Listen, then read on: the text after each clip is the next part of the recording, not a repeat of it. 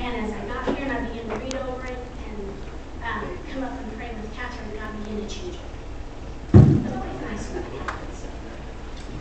I did a message about probably 8 or 9 months ago in the youth group. And as I was sitting here praying, God began to deal with me about it again. And I want to challenge you today. This is a challenge. The challenge is, where would we be today if we didn't do what God wanted? And the thing is how can we place that? Well, where would we be today if the disciples had not done what they were told to do? In Acts chapter 2, they were commanded to go and tarry and wait for God.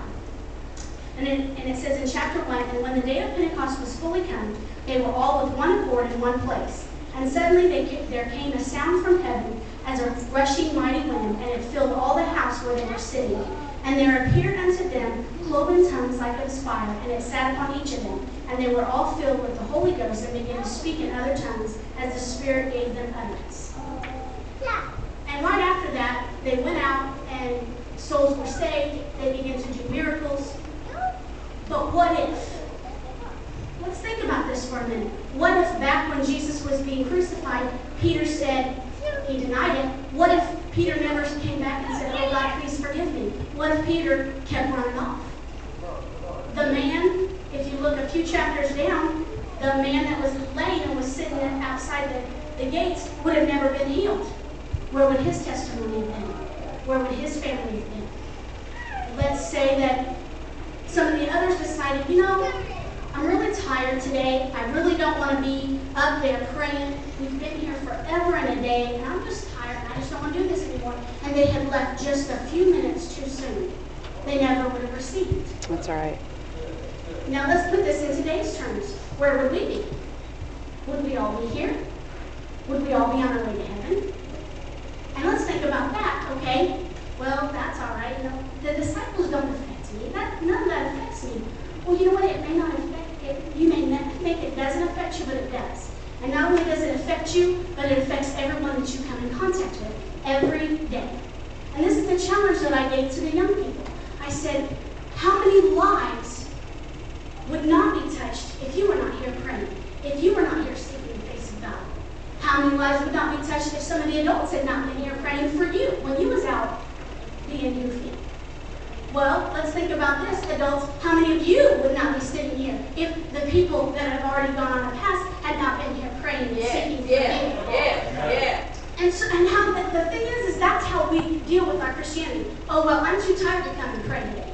I'm too tired to read my Bible. I worked hard all day long. And when we do that, we allow things in.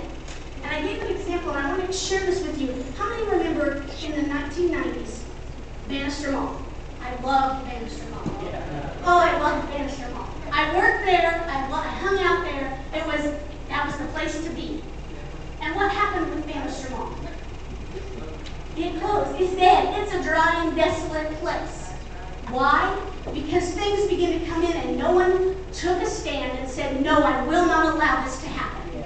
Yeah. People, things that happened back in the 90s, I remember I was working and they said that gangs were going to be there to fight. No one showed up at that mall at all that night. I stood around and was bored for 4 hours. But no one took a stand. No police were there to make sure that none of this happened. No security guards were there saying, no, we are not going to allow this. They just allowed things to happen, and they allowed the dry and desolate place to come in, and now you drive by and there's nothing there. But how many times do we treat our own Christianity the same way? That's right. We sit day after day and we say, you know what? I'm too tired to do this. I'm too tired to do this. I don't want to do this. I just want to I need me time. But you know what? The me time is done because the time is so short now. And there are people that are out there that are dying and hurting, and they need the Jesus that saved you. They need you to be on your face the way people back in the 70s and 80s and 60s and 50s were praying for us. They need us to begin to pray like that. Begin to seek the face of God so that they are not lost. How can they see? How can anybody know what Bannister Mall was like back in the 1990s now? They can't know. They can hear stories. Oh, we can hear stories. Oh, man, back in the brush hog days, we used to pray and get down and get. It was great. But how do they see that today? Right. They don't see it today. That's They right. hear the stories, but do they see the results? That's do right. they see the actions in our own lives every day? And that is my challenge to you. How do we live? Do we live, okay, whatever, I'm just going to let whatever come in and go and happen because I'm tired? And are we going to become like Vanderstern? Are we going to become like a dry and desolate place that no one wants to be around? That no one wants to be around? Anyone? Or are we going to be like it was back in the 90s? Or how are we going to live our lives back with the disciples did? No matter what came against them, they prayed. They sought the face of God. They said, I know that in future years, people are going to be touched by me sacrifice and praying and seeking God's face. And that is my challenge to you today.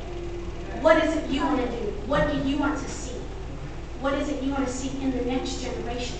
Because we have some serious generations coming up, and there are some serious struggles in their lives. And are they going to see what we saw in the people before us lives? Amen.